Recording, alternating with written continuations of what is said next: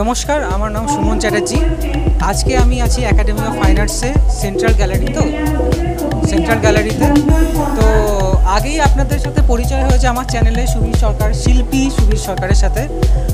ওনার অনেক রকম গুণাবলী আছে, তো আসুন ওনার সম্পর্কে আরও একটু কিছু জানবো। আপনারা আগেই আমার চ্যানেলের এই ছবিগুলো দেখেছেন, আমরা সেই একাডেমি অফ ফাইন আর্টসেই আছি। এই ছবিগুলো সম্পর্কে তো অন্য ভিডিওতে আছেই, আমি লিঙ্ক দিয়ে দেবো ডেসক্রিপশনে, আপনারা দেখতেই পাবেন। তো এই ভিডিওতে হচ্ছে ওনার সম্পর্কে আরও একটু বিস্তারিত কিছু জানবো। উনি একজন শিল্পী মানুষ এবং কী নিয়ে পড়াশোনা করেছেন, তো সেই সব সম্পর্কে একটু জানবো। তো প্রথমেই আর একবার একটুখানি পরিচয়টা দিতে বলবো। আমি সুবীর সরকার। আমার প্রধানত এখানে 4টে পেন্টিং রয়েছে। তো উনি যে কোশ্চেনটা আমাকে করছেন সেটা হচ্ছে এই পেন্টিং আমি কি করে এইখানে আসলাম, তাই তো? তো না, আমি তার আগে একটুখানি জানতে চাইবো যে আপনার পড়াশোনাটা সম্পর্কে একটুখানি জানবো। প্রধানত আমার ইলেকট্রনিক্স অনার্সে গ্র্যাজুয়েশন করা 2019 সালে আশুতোষ কলেজ থেকে। তো আঁকাটা তার আগে থেকেই করতাম। আমার গুরুজি তপন চট্টোপাধ্যায়, ওনার কাছেই শেখা হচ্ছিল আমার। তো গুরুজিরই অনুপ্রেরণা অ্যাকচুয়ালি মনে হলো যে আঁকাটাকে নিয়ে যদি কিছুটা এগোতে পারি আমি। আঁকাটা তো বললামই প্রথম থেকে আমি ছিলাম পড়াশোনার পাশাপাশি। এটা কি ছোটবেলায় বাড়ি থেকে নিয়ে গিয়ে ভর্তি করেছিল নাকি এটা? আমি যখন ছোট ছিলাম তখন অনেক আগে, এখনকার সময়ের মতো নয়। তো তখন থেকেই আমাকে এমনি নর্মালি আঁকা ক্লাসে ভর্তি করেছিল। আমাদের পাড়ায় একটা স্যার ছিল, তার কাছে শিখেছিলাম নর্মালি, যেরকম সবাই শেখে ইতিহাস ভূগোল বিজ্ঞান আঁকার জন্য। তো সেইখানেই শেখা। তো মাঝখানে কিছুটা গ্যাপ হয়েছিল, তারপরে ক্লাস 10-এ আমি তপন স্যারের কাছে ভর্তি হই। এবং তখন থেকেই মনে হয় যে আঁকাটারও একটা কিছু নিয়ে করা যায়, আঁকাটারও একটা বড় স্কোপ রয়েছে। তো তখন স্যার কিছুটা আমাকে বলেছিলেন যে এটা নিয়ে এগোতে বা করতে। তারপর পড়াশোনাটা শেষ করেই মনে হলো একটা এবার এক্সিবিশন করি বা কিছু করি। তারপরে বিভিন্ন গ্রুপ এক্সিবিশন এরকম করতে করতে আস্তে আস্তে আজ এই central gallery academy of fine arts. তো আমি এটা জানতে চাইছি যে আগ্রহটা কি দুটোতেই ছিল, বিজ্ঞান এবং শিল্প দুটোতেই? হ্যাঁ, কারণ ছোটোবেলা থেকে আমি ইলেকট্রনিক্সের কাজ টুকটাক করতাম। তো সেখান থেকে ইলেকট্রনিক্স নিয়ে পড়া হলো, আর আঁকাটা তো ছিলই, সেটা চলছিল। তো তারপর মনে হলো যে এবার ইলেকট্রনিক্স তো আছেই, আঁকাটাও আছে, এবার আঁকাটাকে নিয়ে একটু এগোই। আর চাকরি করার সেরকম কোনো ইচ্ছা আমার ছিল না, যার ফলে এই স্কোপটা আমি পেয়েছি আঁকাটা নিয়ে এগোনোর জন্য।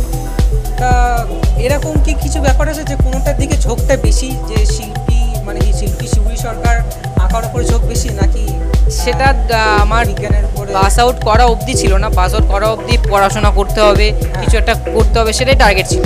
পাস আউট করার পর আমার মনে হলো যে যদি আঁকাটাকে নিয়ে একটু ইচ্ছে বেশি জাগছে, ওটা নিয়ে যদি এগোনো যায় তাহলে কেমন হয়। তারপরে বিভিন্ন গ্রুপ এক্সিবিশন করলাম, আরও ইন্টারেস্ট বাড়লো।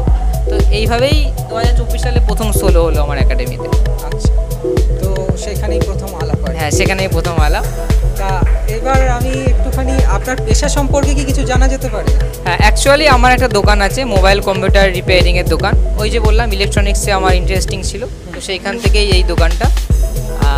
আর তার পাশাপাশি এই ছবিটা। দোকানটা কতদিন হলো? দোকানটা 2020 সালে করেছিলাম, 5 বছর চলছে। তো কিন্তু আমার এখন ইচ্ছে যে আমার আঁকাটা নিয়ে এগোনোর।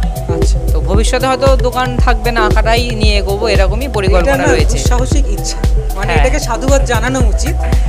লোকে টাকার পেছনে ছোটে এবং কেউ এটা ভাবতেই পারবে না যে যেখান থেকে টাকার সম্ভাবনাটা বেশি, সহজে, সত্যি কথা বলতে গেলে ব্যবসা থেকেই তো, এমনি এই সমস্ত ব্যবসা থেকেই লোকে টাকাটা বেশি সহজে আয় করতে পারে। সেইখান থেকে শিল্পের দিকে ঝোঁক, এটা আমি আমার তরফ থেকে অন্তত সাধুবাদ জানাচ্ছি। ধন্যবাদ। আপনাদের আশীর্বাদে দেখি কতটা কি এগোতে পারি। এটা নিয়ে শুভকামনা তো অবশ্যই রয়েছে। তা ভবিষ্যতে তাহলে আঁকাটা নিয়ে এগোনোর? হ্যাঁ, এই মুহূর্তে দাঁড়িয়ে এবং আগামী 10 বছর আমার আঁকা নিয়ে এগোনোর প্ল্যান আছে। আর বাড়িতে তো একটা স্টুডিও আছে? হ্যাঁ, আমার বাড়িতে স্টুডিও আছে, ওটা খুব শিগগিরই কোনো ভিডিওতে হয়তো দেখা যাবে। আচ্ছা, ঠিক আছে। দর্শকদের উদ্দেশ্যে আর কিছু বলতে চাইবে? না, আপনারা আরও ছবি আছে দেখতে পারেন। আমার এখানে প্রধানত 4টেই কাজ আছে, উনি তো আগে বললেন এবং কাজ দেখিয়েছেন। দেখুন, আপনারা বলুন কমেন্টে লাইক করে কেমন লাগে, ছবি কেমন লাগলো। তো আজকে এই বিশেষ দিনে আর একটা আনন্দের বিষয় হচ্ছে যে এখানে সবাইকে মেমেন্টো দেওয়া হচ্ছে। তো এইটা দেখুন, এটা সুবীরকে দেওয়া হয়েছে আর এই মেমেন্টোটাও দেওয়া হয়েছে। তো একটুখানি বলো যে আজকের এটাই হচ্ছে আনন্দের ব্যাপার, একটা এরকম মেমেন্টো পেলাম। আনন্দের কথা আর কীভাবে এক্সপ্রেস করব, এটাই বলার যে খুবই খুবই ভালো লাগছে। আজকের এই দিনটা এখানেই সার্থক। ধন্যবাদ। তো এই ভিডিওটা এই পর্যন্তই। আপনারা অবশ্যই কমেন্ট করে জানাবেন, আপনাদের কমেন্ট আমাদেরকে অনুপ্রেরণা দেয় এবং ভিডিওটাকে কিভাবে ইমপ্রুভ করা যায় সেটাও অবশ্যই পারলে জানাবেন, আর পারলে একটু ফলো করবেন। তো দেখা হবে আবার পরের ভিডিওতে।